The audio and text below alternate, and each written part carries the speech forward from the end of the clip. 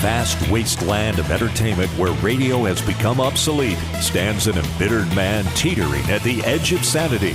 With help from radio friends, he's about to embark on a global mission that would change the course of history as we know it. Broadcasting live from the secret studios on the banks of the Brandywine River in Delaware is Mitchell K.C. Hill. And up to the Great White North in Vancouver is Alexander Knight.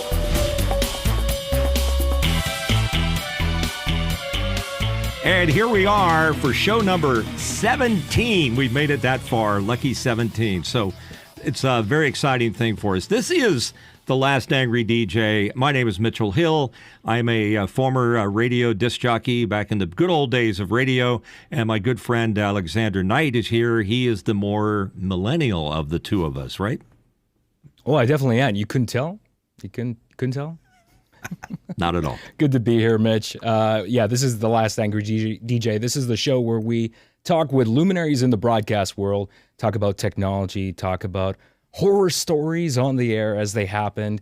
And I'd like to think of this as a show that also bridges the gap, not only between the older world of terrestrial radio, but I think it's fair to say that we should be talking about broadcast as a whole, the internet and what it's done to democratize that platform and also allow people to have a voice where they didn't have one before. So I think there's a lot of really cool things happening with content creators. YouTube's obviously a big platform there. So we're going to talk about that as the show goes on. We have great guests today. I just want to quickly mention that if you want to be part of our community, all you have to do is scan the QR code that is on screen right now. That will allow you into our Discord server where we can continue the conversation after the show ends. That's the best way to do that. But Mitch, I'm really excited about today's show. So who do we have?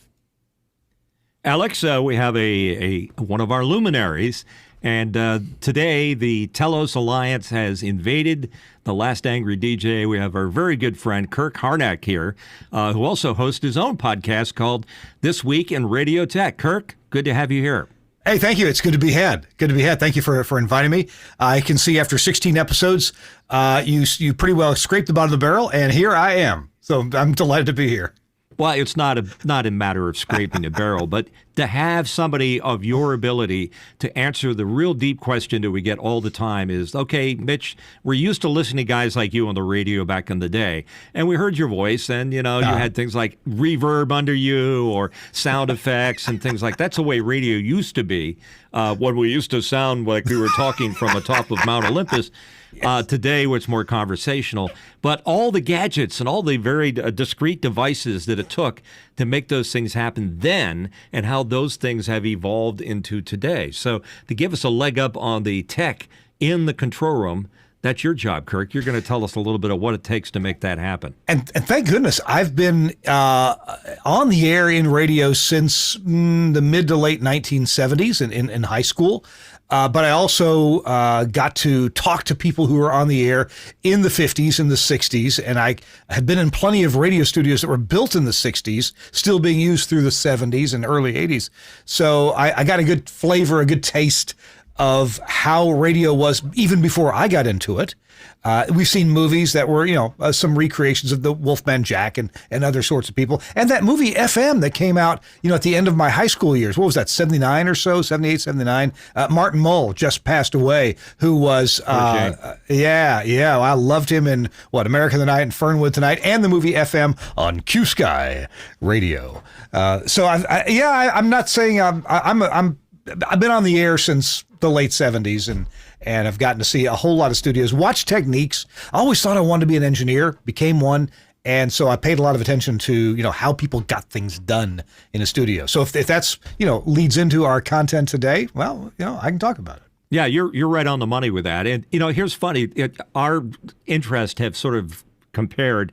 When I first got into radio, I was going to be a disc jockey at the station. But the first thing I noticed as a disc jockey that I need to learn everything else that's going on, whether it's production or sales or engineering. And engineering was sort of my foot in the door. And I became sort of an expert on engineering because I was always concerned about the quality of sound of our AM station. back in the day. And I never forget that our chief engineer at the station would have these conversations with the program director when he would say, we're just not so punchy on the air, and we don't sound as good as the guys across the street that have the ratings. What can we do to fix that? And of course, the engineer would say, well, when you got to do proof of performance and we got to flip that switch, you can't push the EQ into the defibrillator and have the Watsits. And I would stand there with my hand in my face and I'd say, He doesn't really want to tell him exactly what it's going to do, because there was always this tug of war between the technical guys and the on-air guys that felt that the on-air was something that they should mess with. So I kind of learned a little bit, like you, about the technical thing, and my area of expertise was compression. To me, that was the missing element back in the old days, and it's very hard to explain what compression is. But Kirk, how would you describe compression on an AM radio station? That's a great question, and it's we in radio probably spend too much time on this. I want to preface this by saying the first thing that bad audio will hurt you much more than great audio will help you. Okay, so as long as you sound good. You don't have to use oxygen-free cables on your speakers, but as long as you're not using telephone wire, you're probably going to be okay with your speakers. And so, traveling across the country, I've heard so many radio stations, typically small town, not always though, that sound bad, really bad. And so many high school football games where they've taken some alligator clips and clipped into the removed mouthpiece on the telephone in order to get the play-by-play to the radio station. And there's hum and there's buzz and there's crackle, and it's terrible. And of course, that will drive people away. Of course, if people really want to hear little Johnny score a touchdown on the football game on Friday night on their AM radio station, they're going to put up with all that hum and buzz and crackle. That said, of course you want good audio. Of course you want audio that sounds a little bit exciting. I don't know of a single musical artist that didn't look forward to hearing their song on the radio because it always sounded better on the radio than it did in the recording studio. In the recording studio, it may have had, some EQ and a little compression here and there, a good mix. But on the radio, it really sounded a little hyped up. It sounded hyped, and artists would get so excited to hear their song on the radio. Now, maybe not so much anymore, but the radio still offers compression and audio processing that you don't hear on Spotify or other such means. Is that important anymore? I don't know. I've been in this business so long, I'm a little tired of too much audio processing. I want to hear everything, but I don't want to hear it slammed like a Phil Spector wall of sound into my face. Okay. Great reference. Yeah. So, where in a radio studio, what's important? And I think what really is important, one thing that's important, every record you play has been finely tuned and processed. So whether it's Tom Jones or the Monkees or Maroon 5 or something very modern, Lady Gaga, whatever, it's been audio processed.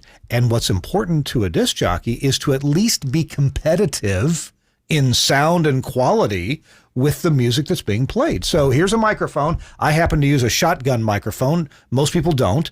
This is the same mic that's used by Joe Cipriano, the guy that says, "Tonight on The Simpsons." That guy uses this same mic. The benefit of this mic is that if I'm off mic, you hardly hear me anymore because it rejects off-axis sound. And so I can have an air conditioner running across the office and you don't hear it. Okay, so mic processing is the idea here is imagine a box, and inside the box is a little man. And he's got a volume control. And whenever you talk too softly or talk away from the microphone, he turns it up. And whenever you talk too loudly, he turns it down. And he's pretty quick. In fact, in sophisticated mic processors, there's 2 or even 3 little men in there. And the first one is he's just kind of smoking weed, and he's just, got it easy. He's easy on the volume control. Oh man, it's a little bit too loud. I'm gonna turn it down. And Kirk, it sounds like you're describing more than just compression, though. That sounds like, is that AGC? Because compressors usually are taming dynamics, but they're not turning things up necessarily. So what are we talking about here? We do have, just as you have different words to describe different flavors flavors and tastes in, say, wine. And if you're not a wine expert, you're not going to understand these terms, and I'm not necessarily. But if you're an audio expert, you're going to have different words for these. Like, I'm told, I don't know, but that Eskimos have 7 different words for snow. I got one word. It's snow. But if you live around snow, a lot of snow, you got different words to describe what kind of snow it is. And that just makes total sense. So in audio, we tend to have AGC, automatic gain control. And that tends to be the guy smoking a joint. He's really slow on the control. Then you've got some people who are a little bit faster. They're like, oh, that's too loud. Oh, it's not loud enough. I'm turned up, turn down, turn up, turn down, turn up. Then the last thing is you've got something called a limiter.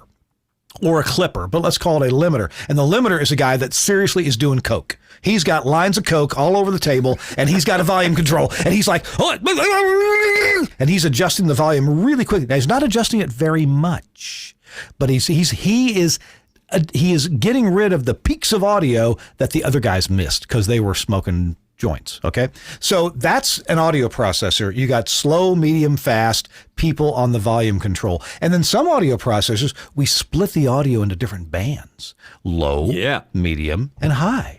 And even in some mic processors, most mic processors are wideband, but some are multiband. And so there's a guy with his hand on the volume control, and he's adjusting the low frequencies. So if I'm over here and I go, hey, look at that, then I've made some bass that shouldn't be there, too much. And he's there turning the bass down. Then there's a mid-range guy, and then there's a high-end guy. So if I make a big splash in the microphone, then he's going to, he's going to adjust that high frequency.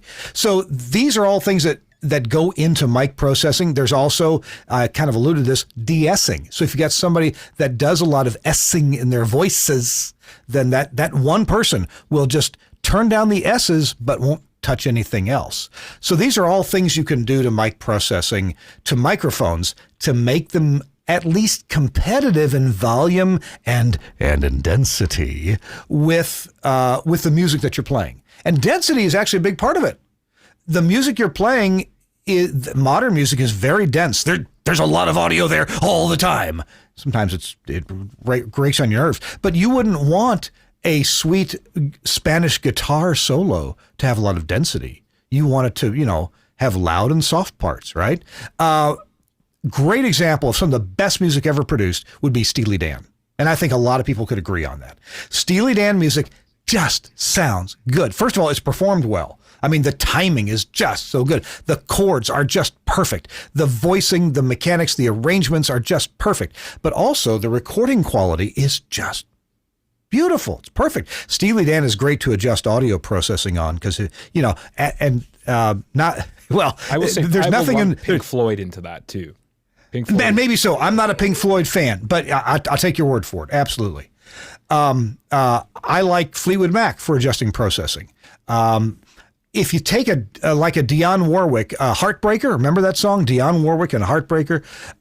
That song was already really compressed, but it's just so fun to listen to processing work on that song.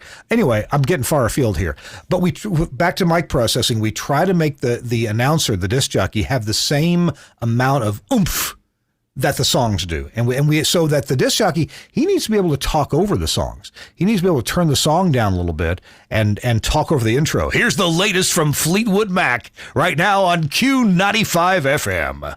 And then nice. Let And Mac the play. other thing is that back in the day, the style, Alex, just so you know, was always to have that bigger than life sound. Like if I was doing my, like Kirk just was, 56 WFIL with $1 million weekend, I'm pushing that voice out there to sound as if it's coming from Mount Olympus, if you will. And you need the processing to, keep that, in tame. And an engineer, sitting across doesn't hurt either. But what Kirk is referring to is so critical to the sound because it's part of how you paint that canvas of your voice. And if you're a disc jockey or a presenter, you're very concerned about how your voice sounds to back in your headsets, and that processing, all those little secret adjustments and gazintas and gazaltas that are in there could be a secret sauce. It certainly was in the 70s and 80s. Not so much today because people share information a whole lot. But back in the day, having a discriminate audio processor was very secret sauce on your station. What that means is splitting the audio up. And the first guy I knew to do that was Mike Dureau with the 310. Yep. And we used that at FIL and at WPEN. And he used to sell those out of the back of his car. Hey, Mike, hope things are good and doing well. So that processing and the newest strides in processing was a big deal. And Kirk is associated with the Telos Alliance, probably one of the best process makers in their Omnia line on the planet. One of my favorites. Certainly, Frank Foti is the king of audio processing, with or without a Hawaiian shirt on. And Frank got his start, his big start, I guess, in Cleveland, but at Z100 in New York. And he perfected this. So this whole thing of compression and AGC and de-essing and multi-tracking or multi-band, the Kirk is referring to, is something that's been in development for quite so long time. And now it's more or less an algorithm in a computer that's making these decisions. So, could you describe as the difference between a CBS Labs Automax and an Omnia 11? What's the big difference between what those two guys do? These are processors, by the way. And you're very inside baseball here. So if I could, back in the 1950s and 60s, especially with AM radio, we were discovering that the AM signal would actually go a little farther if we had a more dense modulation. AM radio, the signal is actually stronger the more time we're spending with lots of audio. And if we just have talk programming with spaces between the audio, the signal actually doesn't go as far. So, hey, back in 1968, every programmer was trying to find every advantage to get their signal out there to when you punched it on the radio. Remember car radios that had buttons? You'd punch it up, it would come up instantly, and you wanted to be louder and somehow more exciting sounding than the station that they had just left. Well, CBS Laboratories, and I want to say it was run by a fellow named Emil Torek. They worked out and I did a whole podcast on this topic where we talked about it quite a bit. The CBS Volumax and the CBS Automax. These were the Automax was a compressor and the Volumax was a limiter, and they came up with some, at the time, breakthrough designs to sound loud and good. They actually invented a memory unit using analog technology. A memory unit that would actually remember how long was the last 1 second of audio and what am I going to do to the next 1 second in relation to the last 1 second. And so they played a lot of psychoacoustic tricks to try to, make audio sound better and louder and punchier based upon your ear's short-term memory of what it had just heard. Okay, so then along came in the late 1970s, along came Bob Orban, and he invented something called the Optimod. And Bob Orban, classically trained electronics engineer, came up with some ideas on how to make FM, especially FM, sound better than the CBX, Volumax, and Automax were doing. In fact, if I could tell a little tiny story, they didn't actually do this, but they were going to. Bob Orban and his business partners, they had a couple of what they call potted modules in their first audio processor. They wanted to hide the circuitry, so they built some circuitry that was secret, part of the patent, and they put it in a module that was potted epoxy. And they had two such modules. They didn't want to give the secret out of what was in these modules. It had to do with audio timing and how the audio processor reacted to timing. And they knew that Emil Torek at CBS Laboratories, they knew that he had an X-ray machine. And they figured that Emil Torek would get hold of one of the first 100 units and X-ray it. And so they never actually did this. But Bob Orban and his partners decided we really want to put some tinfoil inside the potted module. And one of the potted modules would have the CBS eye. An image of that in cut tinfoil. And the other module, if I may say so, the other module would be cut out letters that said, "Fuck you." Woohoo, baby. So there you go. Bob says that is we a never great story. We never actually did it, but we sure wanted to. Okay, so the Orban came along and was popular for so long. It did so many good things. But a guy named Frank Foti heard this audio processor. Hey, listen, if you listen to FM radio anytime in the 80s and in the 90s and even the 2000s, you're probably hearing an Orban audio processor, and you don't even know it. But Orban suffered from a real problem that Orban really didn't think was a problem, but Frank Foti thought it was a problem. Intermodulation distortion? Intermod distortion was certainly one of them, yes. The other one was how they treated the high end. Frank Foti would always say that on a song that had cymbals going on in the song, if you put that through an Orban processor, it literally sounded like a trash can lid and throwing pebbles at it. It no longer sounded truly like it. Now, your brain said that's a cymbal. So most people were like, okay, it's a cymbal. But Frank Foti was like, that doesn't sound like a cymbal. That's not true to the song. I'm going to fix that. And so Frank Foti invented a way to process audio that was more difficult and took some working around, but he got the sound. He got the cymbals to sound more natural. I got to tell you, this is how passionate a guy. And this, by the way, this concept works in any line of work where you're groundbreaking. This is a great lesson for anybody, whether you're in medicine or electronics or video or audio or producing video like a show like this. Frank literally put thousands of hours of difficult to process audio. I'm talking to you, Shania Twain. Some of Shania Twain's had so much high-end energy in those songs that Orban processors would just go, and wouldn't sound natural. And Frank just kept listening, and he would use MATLAB software to play with the values of different things. And he would listen to it over and over and over, and then he'd look for another song that would break the algorithm.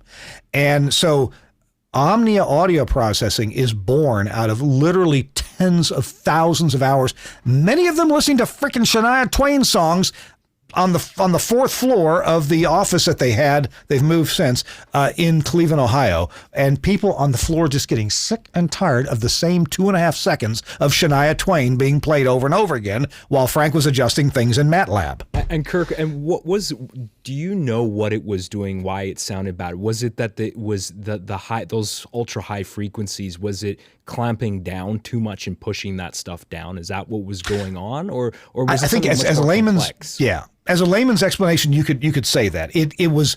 Frank would always say it's breaking the algorithm. It's breaking the processing. It no longer sounded natural. And if you would listen to the original and you listen to the processed version, you would say that ain't right. Right. I want it to sound like the original, but better, brighter, louder, stronger, faster, harder. And were these solid state devices in the 80s and 90s? I assume they had to move to solid state. That's a great question. Yeah. So, Bob Orban and others, and even Frank's early designs, these were based on analog electronics. And there's a lot of things about analog electronics that actually really work out nicely in audio. Surprisingly well, as we look back at them. Well, isn't that fortuitous that an LED that a lamp and a light dependent resistor have a nice attack and release time, and it sounds good with audio. There's so many things in this natural world that work out well, but there's also things that we can improve. And so when we first designed digital audio processors, and Orban did a very early one, the 8200. It had some good things, but there were also things that we didn't know we needed to model. There's things that analog devices did that we didn't realize that they did, like a diagram of a capacitor in a circuit contains a little bit of a diode and a little bit of a resistor. And if you want to properly model, if you like what that capacitor does in that circuit, you also have to model these other little things that attend a perfect capacitor, or a realistic capacitor, I should say. So Frank Foti worked on that. And yes, he did just thousands of hours in MATLAB designing digital signal processing. Probably one of the big things he did is we found out that sampling rate is really important, and it's not as important for sampling input audio and output audio. Frankly, 44.1 like a CD, or 48 kilohertz sampling, or 96 kilohertz are perfectly adequate for almost everything. But when you're processing audio like super fast, you need to sample way faster than that. You need to way oversample. In the some of Omnia stuff samples at 700 plus kilohertz. You think, well, you can never hear that. Yeah, but you can hear what it does. You can't early hear radio was 32 kilohertz, so it wasn't even 44.1. Satellite didistribution, especially. You remember the old what were they called? What were the satellite receivers? RCA. I'm thinking of the Fairchild, and then there was another one. Anyway, you're right. The early satellite distribution, the first digital satellite distribution of the networks. I remember listening to the original Olympics from Sarajevo. What came across our satellite at our little AM station, and that was on a system that's sampled at 32 kilohertz. And 32 kilohertz fit within the satellite bandwidth that they had, so it was okay. As an aside, too, I just wanted to say, too, for audiophiles, and this is why it's not widely adopted, but a lot of people really like DSD audio, which is not PCM. It's pulse width modulation because of these crazy sample rates and bit rates that they're dealing with, and a lot of people argue that DSD audio is the most analog sound. Like when you record in DSD, it is, I'm getting slightly off topic, but we're talking about sample rates and stuff like that. So yeah, you're absolutely right. Oversampling is super important. I'm just curious too, with, do you recall there being frustration in the sort of the bridge between tube-based analog gear and the transition to op amps and chips? Because I know there were a lot of limitations with the sound quality in that era, and I'm sure designers were very frustrated by those limitations. Yes, you ask a great question, and I'm going to liken it this way. When we get used to the sound of something, our brains accept it as being pretty good. And so tube amps, we actually, our brains are kind of tuned, especially if you're my age, our brains are tuned to, that sounds good. And oftentimes, when a technology changes, when we first went to solid-state op amps, when we first went to AES, EBU, digital audio, the first implementations of that were actually not so great. Yes, it was digital, but there were things that we weren't doing right when it first came out.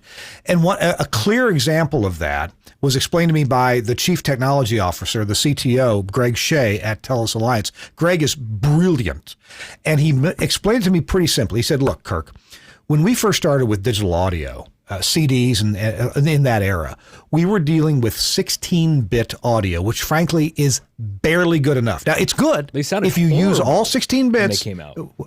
Well, when it first came out, and I asked him, so it was the DACs that were the problem. You see, Mitchell, you hit it, because I asked him, well, then why was it bad to do some sample rate conversions? He says, because whenever you did a sample rate conversion, A to D, D to A, or just 48 to 44.1, 44.1 to 48, or even 44.1 to 44.1 using a sample rate conversion, two different clocks involved, he said, that math, the best we could do that math was at 12 or 14 bits.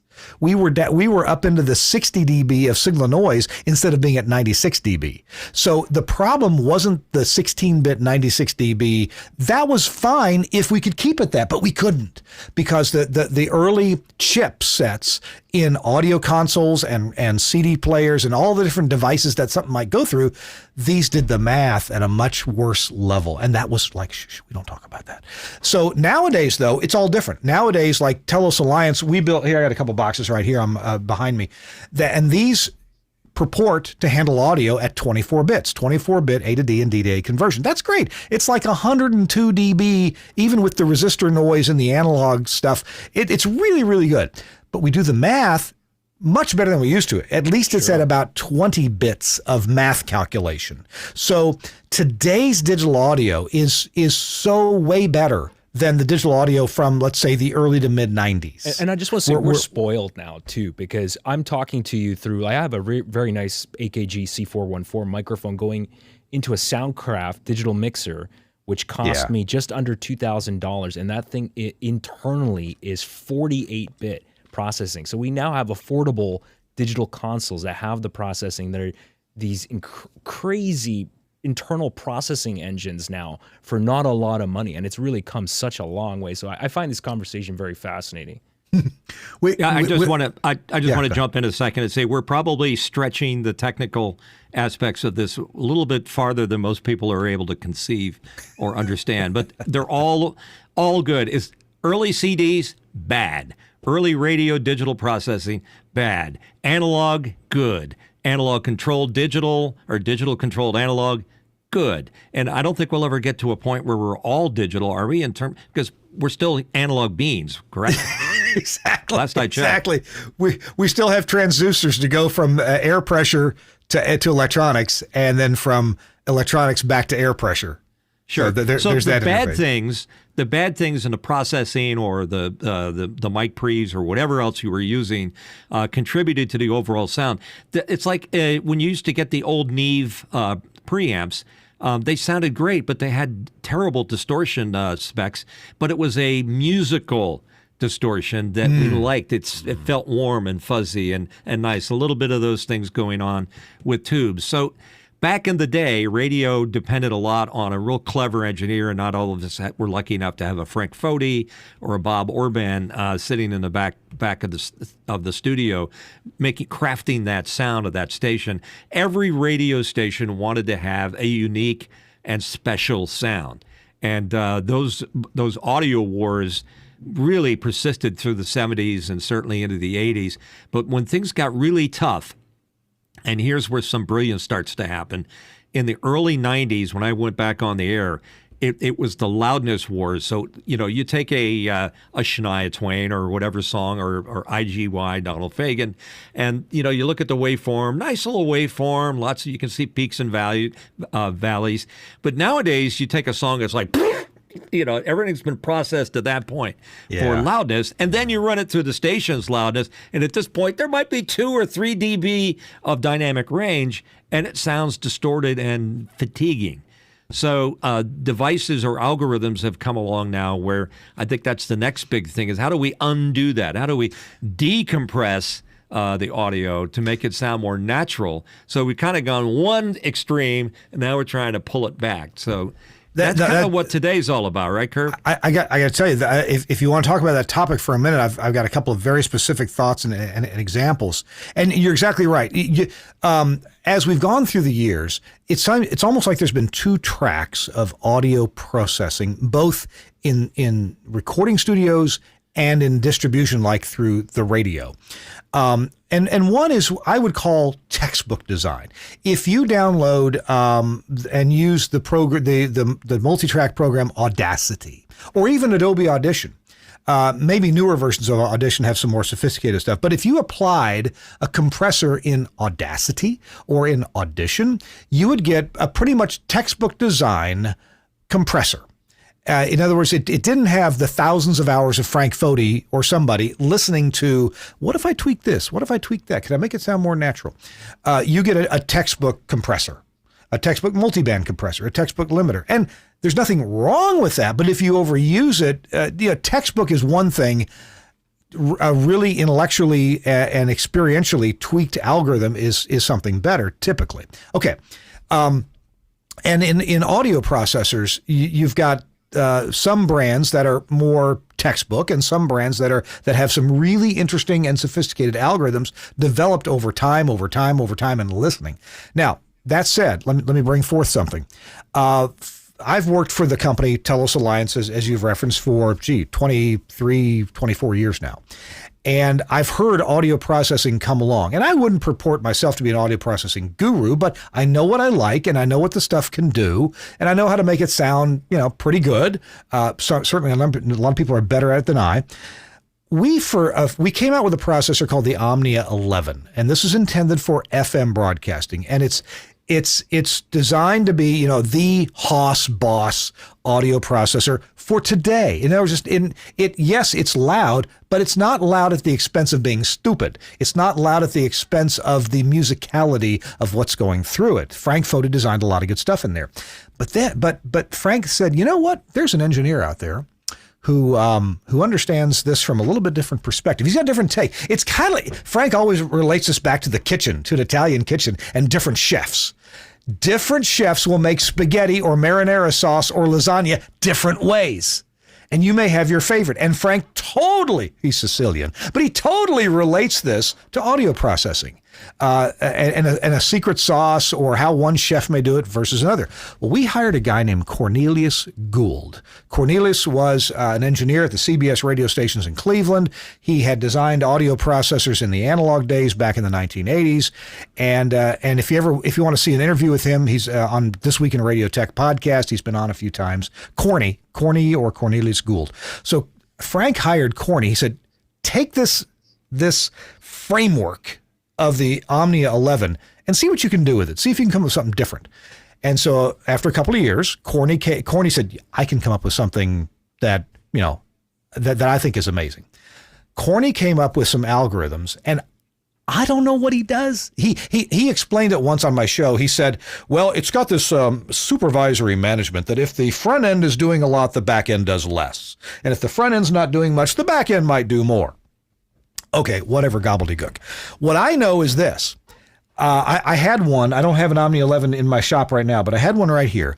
And what you do is you put songs through a processor that every tinkle, every dinkle, every drum beat, every whoops, the snare, the stick hit the drum when it wasn't supposed, whatever. Everything about that song. And I listened to a couple of, like a Fleetwood Mac song, through Corny's new algorithms in the Omni 11. They were called G-Force was the marketing name for Gould, G-Force, Gould, Corny Gould. And I had my headphones on and I listened. Literally, my jaw just dropped. I didn't know my mouth could open that wide. I'm like, huh? What I heard was audio that was loud and exciting. Okay, that's a given, needs to be. But it sounded like my brain got tickled. My brain says, that's the way that song is supposed to sound. It's not supposed to sound boxed in. It's not supposed to sound limited. So the point was that with Corny's processing algorithms, you knew the song, it wasn't like the original. It was like better than the original, but it had no deleterious effects. There was no almost a remix in a sense. You didn't hear. Kind of like a remix, but my brain, and I've listened to a lot of songs so many times. I mean, I have in the past been a music junkie, listened to the same songs thousands of times, enjoy the heck out of it, play the imaginary drums on my steering wheel, right? Or here in the office. And the first thought I had was, that's the way that song should sound. And he put it into my head that way.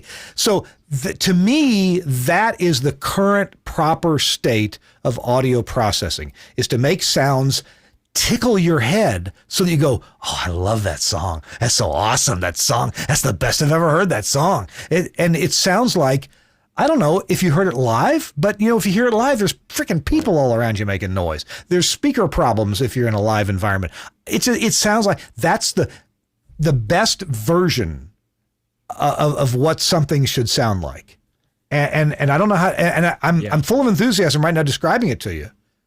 But I don't know how else to describe it to you. It's the best way that something should sound, and you get so pleasure out of it. And I think Corny, through a lot of experimentation, has understood what makes our brains happy when we hear familiar things, like songs that we enjoy. And that's very subjective. It's not technical. It's subjective because algorithms allow you to do that. So you're painting.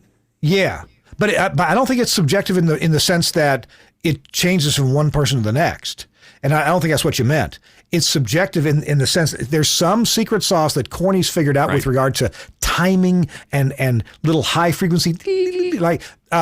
I like Fleetwood Mac songs because they have this great variety of bass notes. Of course, Mick Fleetwood playing the drums, and then little high frequency stuff. And I can never think of the guy who's the disdained member of the group. Mick Fleetwood. No. Buckingham. Buckingham, yeah. Buckingham has this great sense for little riffs in his songs, and Corny just brings those out. And so everything about a Fleetwood Mac song that you like more hearing it through Cornelius Gould's processing. I can't explain it, but and part of our I mean it's what to me it's a mystery of life that you can hear if you listen to a radio station, can you identify the processor that's going and the preset that's if it's using GeForce or not? Because I notice with Omnia, for example, the bass is always perfect. It's the best bass on any device out there. And yeah, the highs are sweet. Orbands seem to work great, but they have a very narrow area that they work good at. I'm a big fan of Orban. I have some Orban cards behind me, but I also have some Omnia stuff. It sounds great as long as it's in this zone. But an Omnia 11 with GeForce on it, what a beautiful thing. And if it's using the, I think it's Hans von Suppen's declipper, then it gets rid of that crazy clipping noise that I hate so much. Kirk, I wanted to just ask you too, because you talked about these new algorithms, and I just want to touch on because we're talking about technology. So one of the things that you brought up was the new algorithm that you kind of had this epiphany, like this is how this is supposed to sound, but it still sounds not over compressed, but there's still dynamics there. Right. You touched on one of the things that we also take for granted in modern technology, like. And I'm sure in this Orban processor and a lot of other processors, is the fact that we now have this thing called the FPGA chip, which is basically a fancy processor where you can create virtually a new product by releasing updates to it. Like you said, these new algorithms, and suddenly that piece of hardware sounds so much better. And I think we take that for granted because that is not something that we've always had, right? Yeah, and by FPGAs, I'm no expert on FPGAs. I know that Telos has long been a fan of that technology. We actually use them less now than we used to, but during the 90s and the early 2000s and actually maybe up until 5 years ago, it seems like we used a lot of FPGAs. By the way, if you're as a manufacturer, if you're going to use an FPGA, which stands for Field Programmable Gate Array, basically it's putting firmware into a chip in such a way that it's super fast, super lightweight, super fast, and very powerful. But it's my understanding, and I'm no expert, that we're doing more stuff just in Linux and some real-time Linux operating systems, and using less implementation of FPGAs. If you're a company that does FPGAs, you've got to have developers who really understand those things, because a lot of room for a lot of ways to make mistakes in programming FPGAs. We used to do FM stereo generators, for example, in an FPGA, ISDN and other technology like that in FPGAs, but I believe we're using them less. Let's see what. It is like every chef designing audio processing has different ways. You asked Mitchell, can I tell what processor is being used? In the 90s, early 2000s, mid 2000s, I think you could. And maybe a guy like Frank Foti or my colleague Paul Kriegler could still identify, that sounds like a this, that sounds like a that. But I gotta say, Orban's gotten better. They're still using some of their original algorithms that Frank thinks are not the best way to do something. Frank always thought that. There. Just interrupt just a second. Yeah, go ahead. It was interesting because I used to listen. I said, he's got a Texar on that, or he's using an Orban, or he's using an Omnia, or whatever else. We lost the last 10 seconds or so of your audio. No, the audio was fine. It was the video that froze on my end here. That's okay. Whatever. He's back now. You are back, Kirk. Okay. Well, what I was going to say is that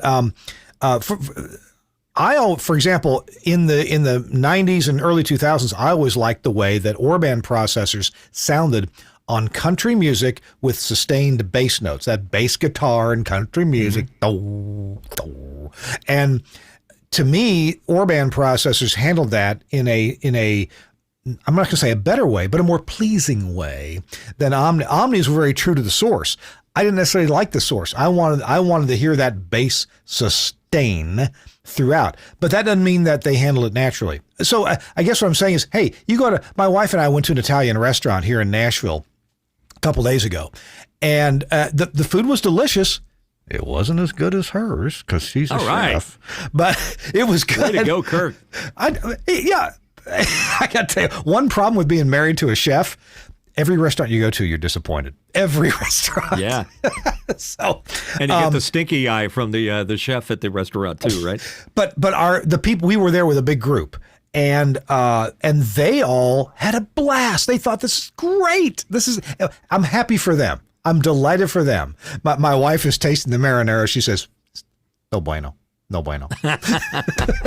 But your description of the chefs getting together is like going to an NAB and talking with a bunch of radio guys at the Omnia booth and discussing the audio. And I always walk up to Frank and Frank says, "Oh no, come on." I'd walk in with my test record, which is IGY Donald. Yeah, I love that. Yeah. Which is just to get that boom. Boom. I just want to hear those highs. I want to hear that low. And if I really want to screw with Frank, I put on Benny and the Jets and wait to hear that boom, boom. And he's got both those licked, by the way, and it sounds great on his gear. But that whole secret sauce chef stuff, whether it's G-Force from Cornelius or something else that Frank is doing, is so much a part of what radio is all about these days, because it's kind of gotten to the point where just about every radio station sounds alike. But there was a time back in the early days, and I've got to go back to the old days, that one station would sound better than the other. And it was because they were good enough to allow an engineer who had passion, like a Frank Foti at Z100, to have his way, to do what he wanted to do, rather than just maintaining the gear and making it as clean a sound as you want. You were making decisions about the quality of the sound based on a technical guy who may not like music at all, or maybe he liked country and he doesn't like top 40. On the other hand, the programming department was more into, well, we want to sound like a contemporary radio station that's very perky and jumps out of the radio at you, et cetera, et cetera. These were important tools as we grew up. And one of the things about these tools, just so people know, we're talking about devices that could cost anywhere from $10,000 to $15,000. If you load them up with all the extra stuff, you can get them in different flavors and versions. But it's not something that the average person can enjoy unless they're buying an old used one. But to be honest with you, when I get in a room with people and they don't know anything about processing or radio stations, and I pop my Omnia 3, which I have sitting in my stereo system downstairs, when I pop that into the system, people say, wow, your EQ sounds really good, or well, how come the music sounds so much better? And it's processing, it's compression, it's all the other things, the magic sauce that's added to it. So it's a better prepared meal when you have a professional that's worked on it, like Frank or Bob or Cornelius. Two things that we probably want to make sure we cover before our time ends up being getting away from us. Years ago, I was a contract engineer in Memphis, Tennessee, and I had an employee who worked for me, and he had been the chief engineer at a big FM station there. In fact, it was a super power FM station. It was actually 300,000 watt FM station. Wow. And it was grandfathered in at that level. And he had a philosophy that was pretty interesting. There used to be a lot more, I would say, active listening. Nowadays, I think there's a lot more passive listening.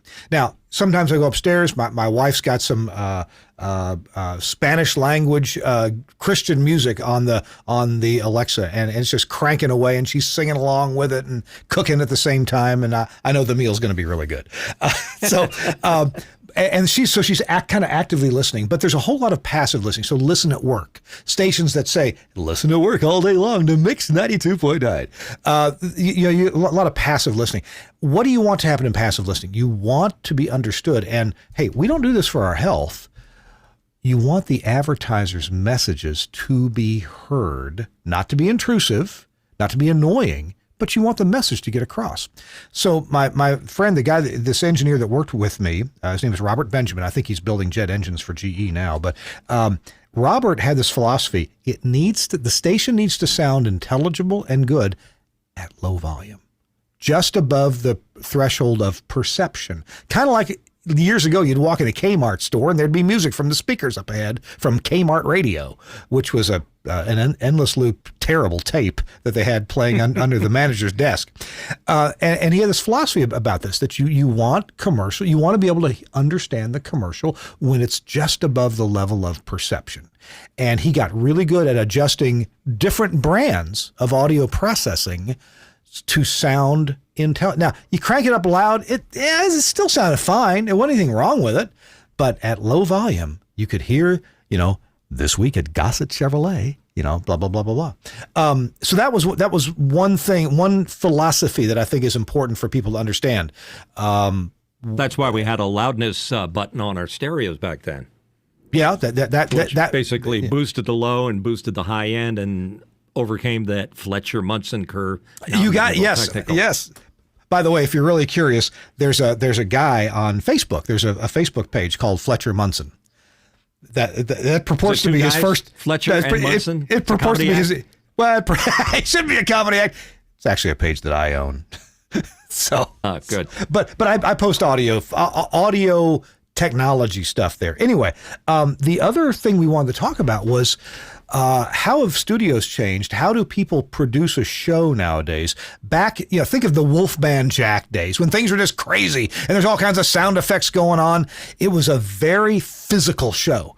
So, okay, nowadays, people on their computers, you may have installed, even on your phone, you may have installed what they call a soundboard. Right? It's buttons that you can assign sound effects to, or maybe they come preloaded with sound effects, and maybe there's a page that you can assign your own sound effects. A duck fart, a cow moo, a doodle-doot-doot, or a wah-wah-wah, and we insert those things or play them when they're appropriate.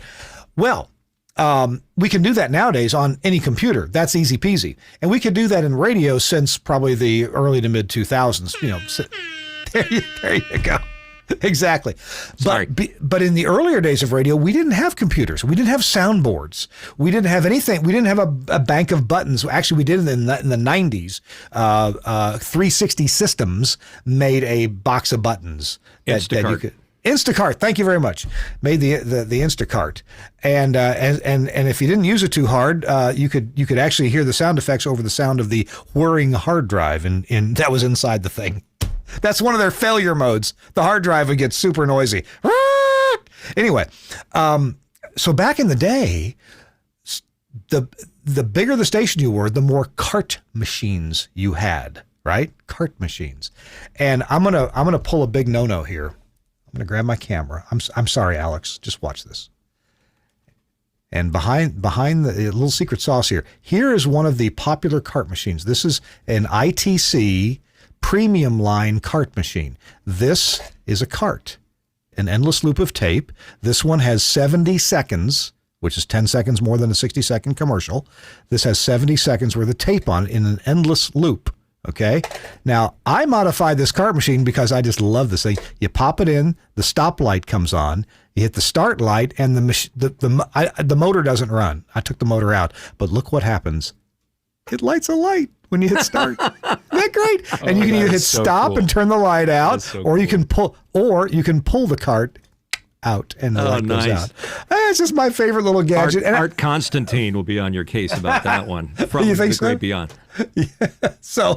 So anyway, that's a cart machine. And stations, if you went to any of the big city radio stations, they would have that cart machine or a competing premium expensive brand of cart machine, and you might have 9 of them or a dozen of them in your studio. You'd have at least 3 of them. But a lot of stations had 4 or 6. I've been to stations that had 9. And I've heard of stations that had a dozen. And you would have this, and you walk in to do your show, whether you, the disc jockey, would, or if it was a unionized station, the disc jockey was not allowed to play his own carts. You would have a producer play your carts. You weren't allowed to press the buttons yourself. But you'd put all these, you'd have a stack of carts, you'd stack all these plastic things like this. You'd stack them all up, you'd label what's on the cart. You'd use a file folder label. And those of us in the radio business don't think of them as file folder labels. We think of them as cart labels. And I need to get one to put on here. And let me turn the light. There we go. And you bring all your sound effects.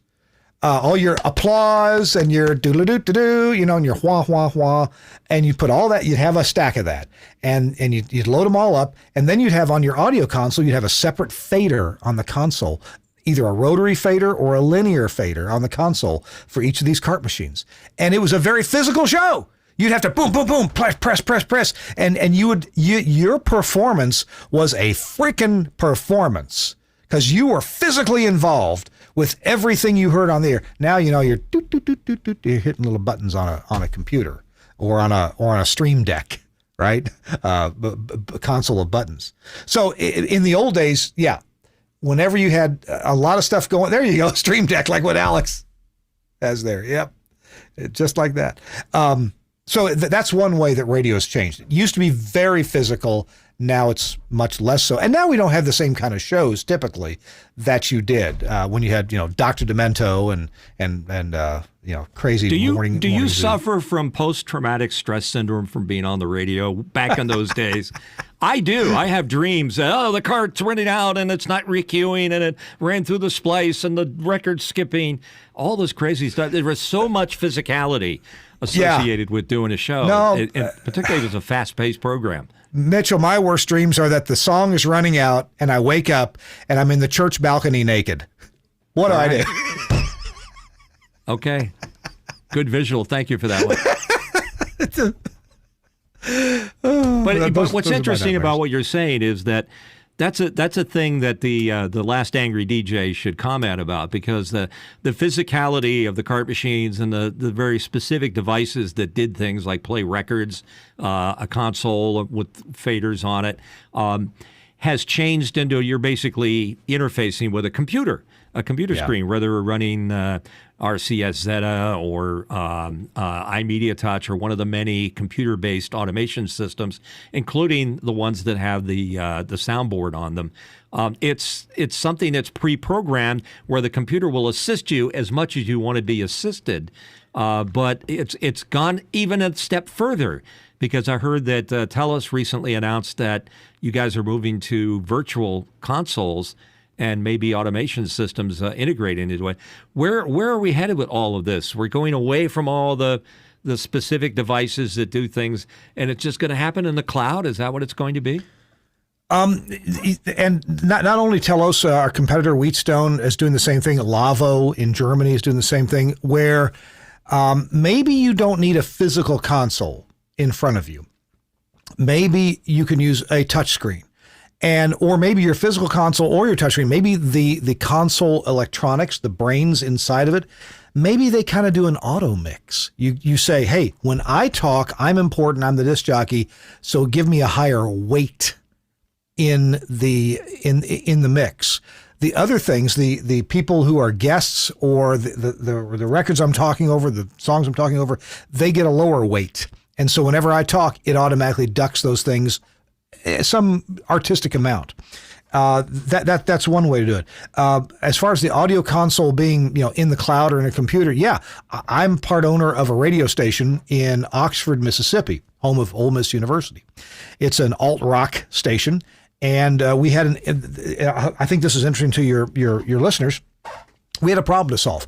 We rented space on a tower, transmitter site. Very robust cell tower that had room on it for an FM antenna. And we leased space to put a prefab building for our transmitter at the base of the tower. Nice and reliable power. It's also where the county water system is. That's where they put the fluoride in the water on the same. Point is, this is an industrial site that's reliable. And there's fiber internet, lots of it available. Reliable site. Okay, but that's not where our studio is. The studio was in an office park with other attorneys and people who do dentistry and things like that.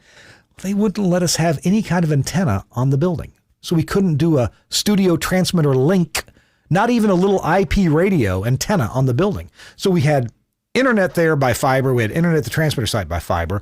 But if we were dependent on that internet fiber, two different companies, AT&T and C-Spire, if we were dependent on those two companies all the time, we could be off the air, for several hours a month because they don't always connect to each other. So we decided, let's put all the electronics at the transmitter site, at the tower site. All the playout systems, the music, the audio processing, the stream encoding, the phone system, the audio console, everything is under a tower at the transmitter site. And there's nobody there, but that's where the electronics all are. Well, it's all internet accessible. At the studio, we can't play a thing from the studio. We can control everything from the studio. So the studio has 4 touch screens. It looks super modern, and there's 3 mics, the disc jockey mic and 2 guests. There is a little mixer at the studio because you got to mix the local mics locally. You got to mix those locally for 0 delay in people's headphones. But the mix of those mics goes to the transmitter site over WebRTC, this similar technology to what we're using right this very instant. And we control the audio console is on a touchscreen. And we have a Dell 24-inch touchscreen to do that, a Dell 24-inch touchscreen for the automation system, and one for the local mixer. The local mixer is virtual too, but it's there locally. So this is an interesting new way to build a radio station, and we have everything at the transmitter site, but it could all be in the cloud. If the cloud is where you want it, that's fine. We have the transmitter site. We're not having to pay for ingress and egress data to Amazon Web Services, but we could. So it's an interesting new way. I'm going to try to get a picture up here for you. I'm sorry that I didn't have that prepared. But think of it, instead of mixing audio locally, what you're really doing is capturing audio locally and mixing it somewhere else. By the way, I don't know if you're into Formula One racing. I'm not. But if you watch Formula One racing done from Europe, there's no truck there. There's no TV truck there. There's cameras and there's a gigantic internet pipe going back to headquarters. That's where they mix everything, at headquarters. The announcers aren't there. They're sitting there watching a 102-inch TV screen with a private feed of the cameras that they want to see. But that's how they're doing football in Australia these days. The announcers aren't there. It's truly amazing, Kirk, how far things have come from the old days. And again, I'm representing for the boomers and boss jocks from the 70s and 80s. But recently I had somebody ask me, say, hey, I want something done in the style of your WFIL days. And I was like, I don't really, I guess I could send it to you. Yeah, nice shot. That's beautiful. So that's the actual board live right now. It's not live. It's a video I shot. I could bring it up, but I haven't talked to Alex about all that. That's a cool setup. Those are 2 touch screens. This is in the studio, and it's just and the computers running these remote monitors. They're $200 B-Link computers from Amazon. I mean, they're just little tiny little computers, and that's where the disc jockey sits there in the morning. Basically, every morning show, even though he's live on the radio, it's really a 4-hour remote broadcast. Because he's technically remote from where the mixing is actually going on. That was the weird thing, because I asked the person that was having me do this demo, re-recording what I used to sound like in the style of WFIL. I said, well, how would I, if I go to work at your radio station, how, I'm not prepared to move. I'm kind of older and I don't want to move. Oh, you just voice track it.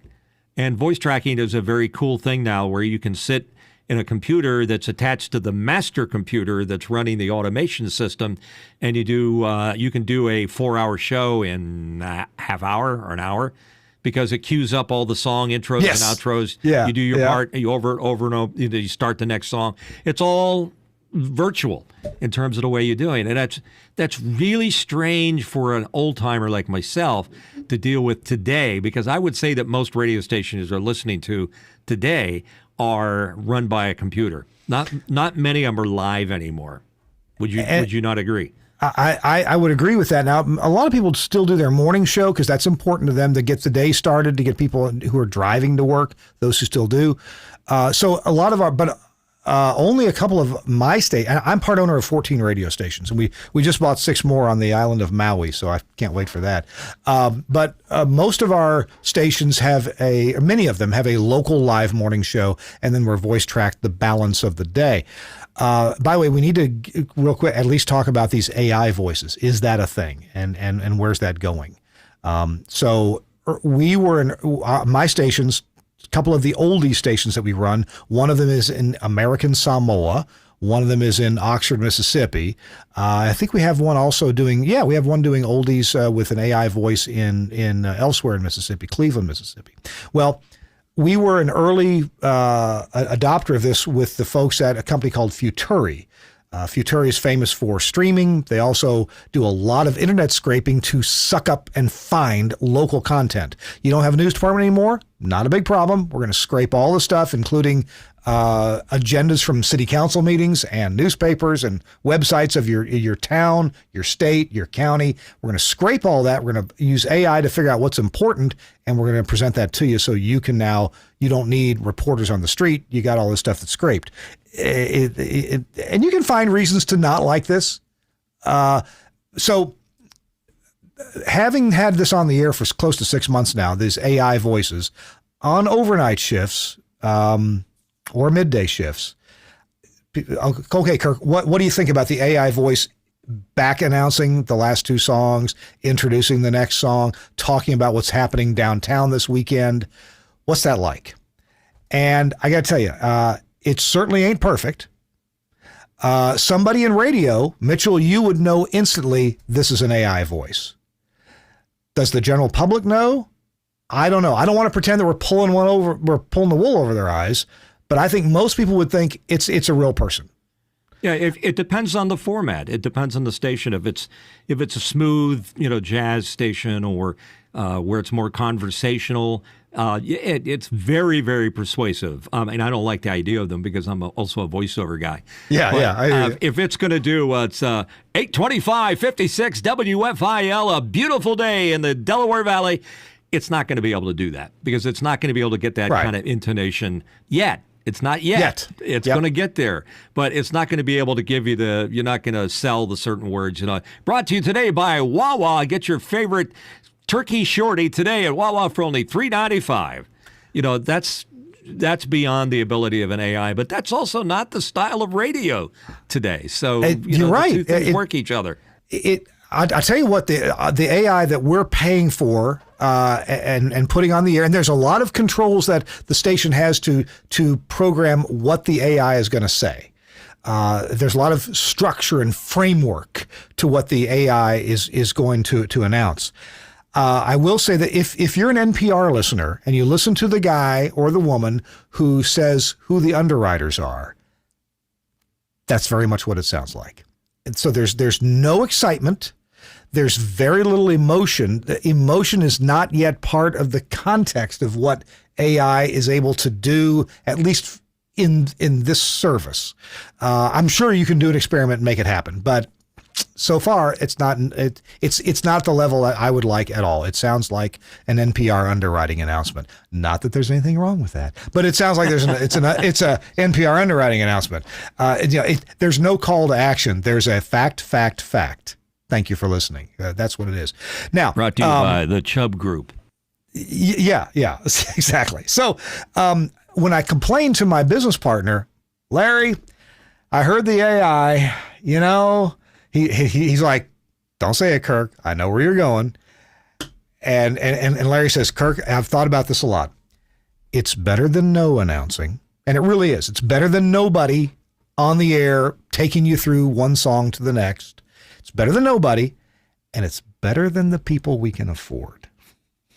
So now that's not true of everybody. That we do have some voiceover talent on some of our station that's quite talented, and I love listening to them. We have others who really don't understand which end of the mic to talk into, and I don't know why they're doing voiceover work. I don't know why they're doing voice tracking. They're not so good, and voice tracking really would be better than a few of the people that we have that I've heard on the air. Larry, I didn't hear it, but Larry said one day it made a stupid mistake. I said, really? The AI made a mistake? He said, yeah. It started out totally normal, like, well, we just heard 2 in a row from Merle Haggard. It's a Merle Haggard weekend on WDTL. And coming up, he said it was terrible. Is there no quality control on this thing? That's funny. Or certain words, certain words will give it a headache. Go ahead, Alex. My question to you is: Can the AI do vocal fry? You know what that is? That croaky sort of. I'm gonna talk like this. I have no energy on my voice anymore. That's a great question. I haven't heard any vocal fry. We actually we have a couple of different weather services that do spliced weather forecasts. Actually, years ago, one of our original partners in the radio station was a guy named Tom Churchill. Tom actually did weather live on TV in the 70s for Good Morning America. He was a fill-in meteorologist. Tom was brilliant. He at one point he sold all of his technology to the Weather Channel. Tom would record 30,000 audio cuts.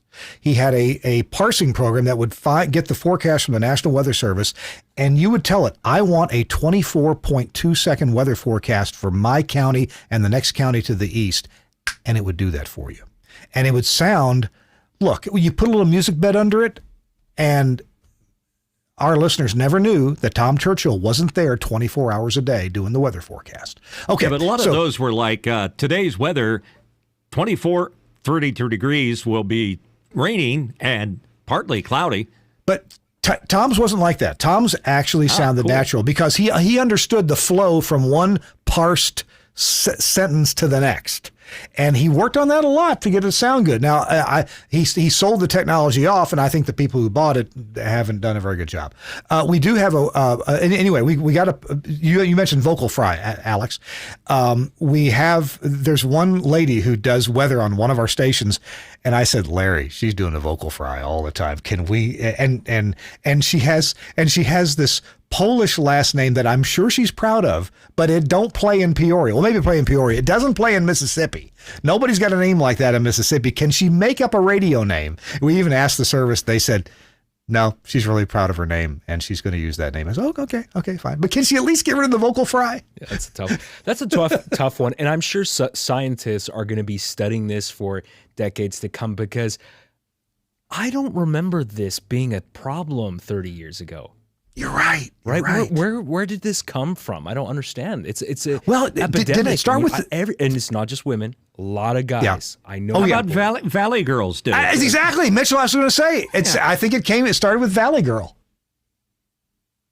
I think. I'll forget about it. Whatever. By the way, I wish she was here to do it for you. Back when Valley Girl, Frank Zappa, right? Frank Zappa did the Valley Girl song. And that was a time when I lived in Kentucky. And there's Richmond, Kentucky, which is home of Eastern Kentucky University. Down the road is Berea, Kentucky, home of Berea College. And then down the road from that is Renfro Valley, Kentucky, which is actually an older weekly country music show, older than the Grand Ole Opry. Okay? Renfro Valley Barn Dance or something like that, whatever it's called. My sister really latched on to Frank Zappa's Valley Girl.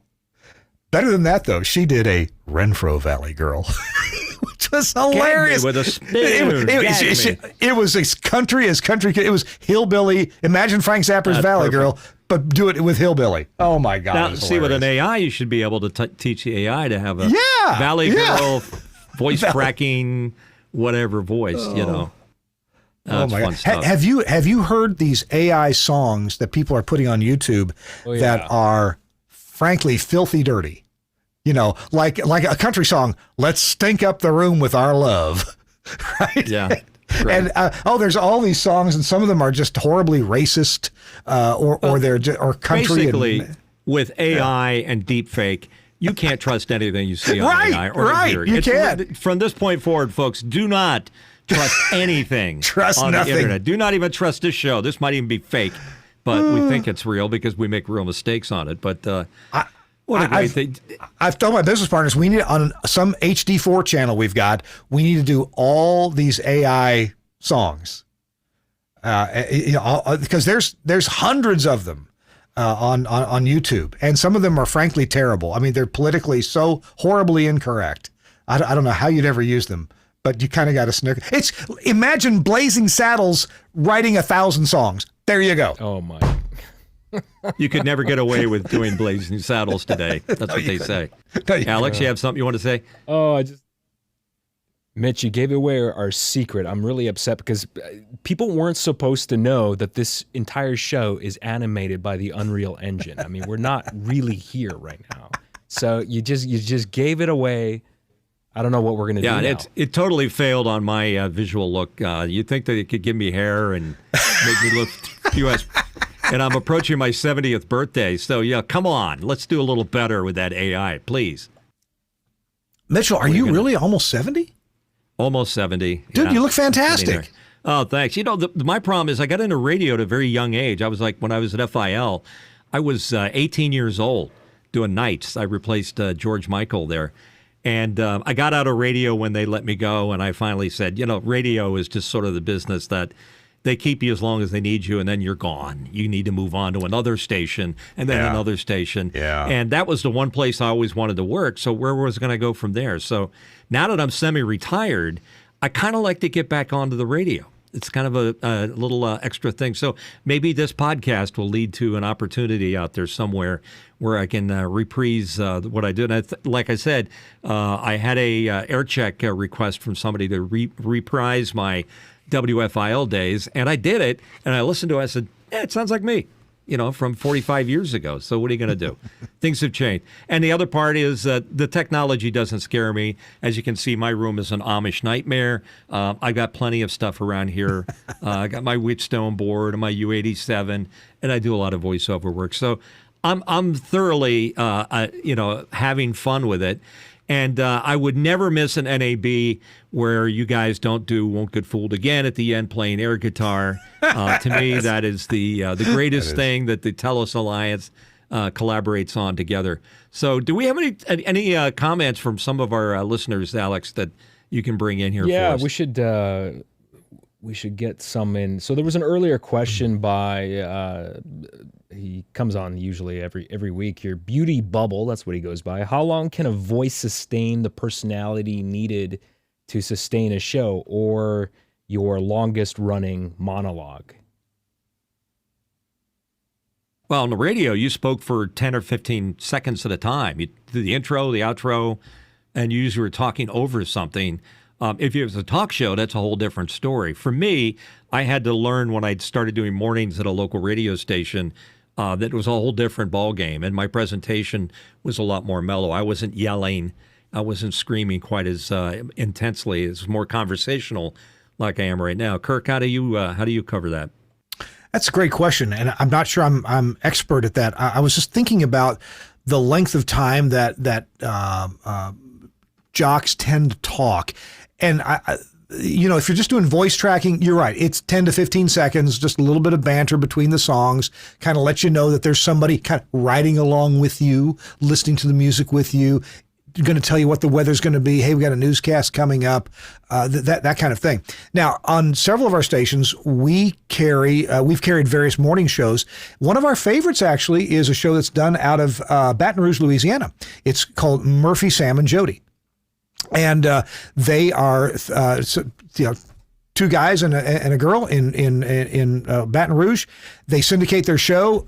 They don't play the music. You provide the music. So it's whatever format you want to be. But they talk about real life stuff that is of interest, we think, to enough of our listeners in several different markets that we're in. So we carry Murphy, Sam, and Jody. It's delivered by FTP. You download the stuff just in time. We play it in Hawaii, and so we're 6 hours behind or 5 hours behind them there. But that works out really well. So it's an interesting morning show. We for years we carried Doug Steffen in the morning on a couple of our stations. We carry a lot of John Tesh. late night and overnight. He does, and that's just downloading bits, but they carry the music along. And, you kind of look forward to, hey, what's John got to say about this health issue or a lifestyle issue or things like that. And then Connie Selica, his wife, Connie Selica, does a weekend show that we How about a pre-produced show like Delilah, which is very popular at nights on a lot of stations? We don't happen to carry Delilah on any of our stations. I couldn't tell you why. I don't know. But I've met her a few times and certainly like her show. She has been on here in Nashville. But yeah, shows like that. And I think there's nothing wrong with carrying nationwide syndicated shows. You've got top talent doing it, right? So, why not carry it? If you don't have a talent locally that's better than this national talent, my golly, carry the talent. And now with internet and people talking, hey, did you hear Delilah last night? She was talking about blah, blah, blah. And you're talking to your sister in Seattle, right? So I think it's something that I don't look at nationwide syndicated shows, not a negative to me whatsoever. I think they're very positive.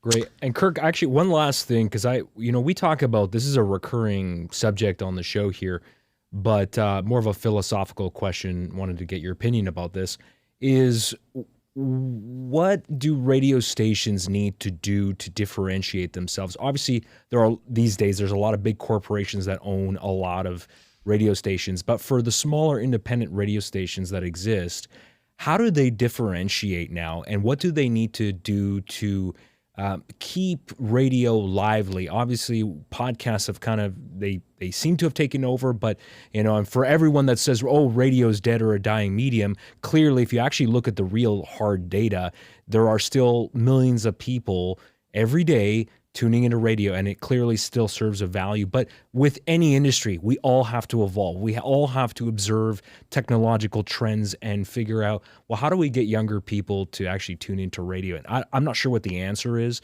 but how do you see the industry right now? I've got some answers and some I don't have answers at all. How do you get young people to tune in? I really don't know. So many young people I know are doing everything but radio. Myself, I consume a lot of YouTube, short things that are 5 to 15 minutes long. It's what I consume in the shower when I'm getting dressed. Now, sitting at my desk, what do I listen to? I just realized I listen to the radio. I listen to one of my own radio stations that's by Wi-Fi streaming. I really like my station in Hawaii, KHKU Star 94.3. The music director is John Holliday. He's well known in the industry for music direction. We just happen to play songs that I really like, even though I've heard them over and over again. I really like them. And I just met with John actually 6 weeks ago at a convention, and I said, John, I don't know how you do it. Why am I not tired of the songs that you're playing on Star 94.3, my station? He says, because they test really well. That's what I program, is songs that test well. Now, I also hear some of the things between the songs. I hear the local weather for Lihue, Hawaii, on the island of Kauai. I hear some local news. I hear local commercials. Hey, if I need a roof repaired, on Kauai, I know exactly where to go. If I want to get a beer after work, I know exactly where to go on Kauai because I list it all day long. Now, some people like news talk, and I run a couple of news talk stations. And if I wanted to hear conservative news talk, Todd Starnes or other people, that's where I'd go. There's such a variety of what's available. And by the way, we can't leave out something important, and that is alternative language. Here in Nashville, I did not realize, I keep realizing more every day how many how many Latinos we have here in Nashville. Friday night, my wife, who is from the Dominican Republic, went to a concert of a group called Aventura. Now, I didn't know anything about Aventura. Bridgestone Arena, where the Predators hockey team play and people was sold out. Bridgestone Arena in Nashville was sold out with Aventura, Hispanics, Latinos from all around. It was completely sold out. It was a big freaking deal. And so if on the AM band here in Nashville, half the stations are Spanish speaking. 3 or 4 stations are FM stations are Spanish speaking. So Spanish speaking is huge. Part of that may be because you have a lower income. Typically, people have just moved here. They don't have jobs. They don't have real jobs yet, and so they're looking for a free entertainment, and that's radio, and they're finding it. On AM and FM radio. So there's a real value and benefit there. For those of us, a lot of us middle class, upper middle class, we've had internet for 30 years now. We have a bigger, wider choice, and we may not choose the radio. Yeah, it's very important what you say. First of all, the Latino thing is big. It's a big format, and it's a big winner for a lot of AM radio stations that are trying to find their way in today's marketplace. The other thing is that something that I learned ages ago in broadcasting from a very smart programmer told me, he said, the main reason that people listen to the radio is they want to know everything's okay. And don't discount that, because just talking to people and saying, hey, everything's fine, it's a great day to be alive, driving down the road, listening to Steely Dan or whatever the case is. When you talk like that, you're doing something that no computer, no playlist can do for you. You're reassuring people that everything is okay. So don't ever forget the importance of doing that as a very, very important thing. I think there'll always be a place for live guys, whether they're my age or a little bit younger, whatever the case may be. And AI is going to get better and better as time goes on and may replace all of us. Kirk, I have to say, this is a great conversation, and I'm glad we covered a lot of bases, because you're a very knowledgeable guy that's been around at least as long as I have.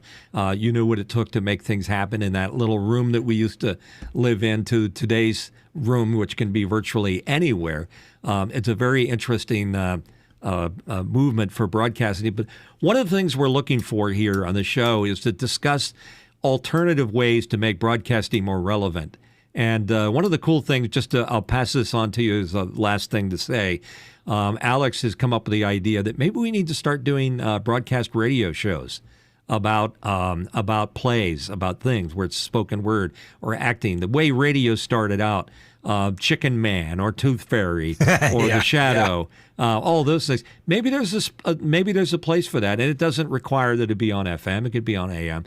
But we're going to play around with the idea of doing that. So we may come back to you to play a part in one of our many radio plays that we're going to develop something for. But such a pleasure to have. Why don't you tell us about your show real quickly so that if they want to learn more about what it is that you do, where they can reach out to you if they want to see more about TWIRT. Well, thanks for the opportunity. And by the way, you just said my takeaway for this show. People want to know that everything's okay, and that's why they listen to the radio. Now, the counter to that is that if there is something wrong, like where I live, tornado warnings are a thing, and you need to be abreast of them immediately. So because of the fast nature of a tornado. So they got to know, as a programming philosophy, everything's okay. Great. But that means you also have to warn them when something's not, and there's something really worth worrying about. By the way, I do get a little annoyed with all the different alerts that our local, state, and federal governments want to come up with. Like now we have statewide blue alerts because a police officer is down. Look, I respect the thin blue line as much as anybody else. I really do. But if there's a police officer that's been shot in Maryville, Tennessee, which is a 3.5 to 4 hour drive from me, why do I have to know about that? Why does every station in Nashville have to interrupt their programming to tell me about a police officer that was shot in Maryville, Tennessee? I think that's an abuse of broadcasting, and I don't. And in Tennessee, if there's a child abduction emergency, hey, nobody wants it. Everybody wants to be on the lookout for a child. Tennessee, it's 10-hour drive from Memphis to Bristol. And if a child is abducted in Memphis and they put it out statewide across Tennessee, 97.8% of the people who are bothered by that alert are never going to come across that child, have no chance of coming across that child who's been abducted. I just say that it's an abuse of what we can do in radio. We can be much better at geographically doing, and that's one of the annoying things. Well, we got to try to keep the government from jumping in and trying to tell us how we should do our show, or whether we need an AM radio in our car, or all the other things that the government tries to do to be helpful. and interfere. But such a great pleasure to speak with you. And I have had the pleasure of talking to you before on our other program that we like to refer to as a sister show, Office Hours. Yeah. And you did a great job there, too. So love your enthusiasm. Love the fact that you know just about everything. I didn't know you owned a bunch of radio stations. So congratulations. I'm part owner. I own the part that doesn't make any money, which is why I work for Telos full time. Nice job. And please give our regards to Frank. I miss him back in the Hawaiian shirt days. He's a little more suited up for corporate, but good. And we're sorry your buddy Chris Tarr couldn't make it on. He's recovering from a little bit of COVID. Yeah. So great to have you on, Kirk. Thanks so much. Alex, how do people reach out to us if they want to comment about what we just did, just so we know that we record this live, but we also play it back as a podcast on the normal subjects? Yeah, absolutely. You can reach out to us on social media. So we're at The Last Angry DJ on Twitter, Instagram, and Facebook, and TikTok, all those platforms. You can also send us an email, hello@thelastangrydj.com. And of course, the best way to communicate with us is in our Discord server. You'll see the QR code on the screen now. And if you scan that with your camera app on your phone, that will let you into our community, which is the best place to chat with us, talk about future shows, let us know what guests you want to see on the show and what topics you like and don't like. That's the best way. Thanks, Alex. And next week on show number 18, my good friend Mike Rossi will be here. Mike is a programmer and radio talent that's been around for ages, longer than I have. So he sort of held the torch for the older guys. That'll be an interesting conversation on next week's program. We shoot the live YouTube at 5 p.m. Eastern every week, and that's 2 p.m. Pacific, if my brain is still working today. Thanks again to Kirk for being here. It was a real pleasure. And Alex, once again, your observations are greatly appreciated. Thank you, folks, for your questions, your eyeballs, your ears. Again, don't forget to smash that subscribe button or like us or do all those other things that make sense. We do this out of our love for you and the subject of broadcasting. We'll do it as long as there's interest. Take care.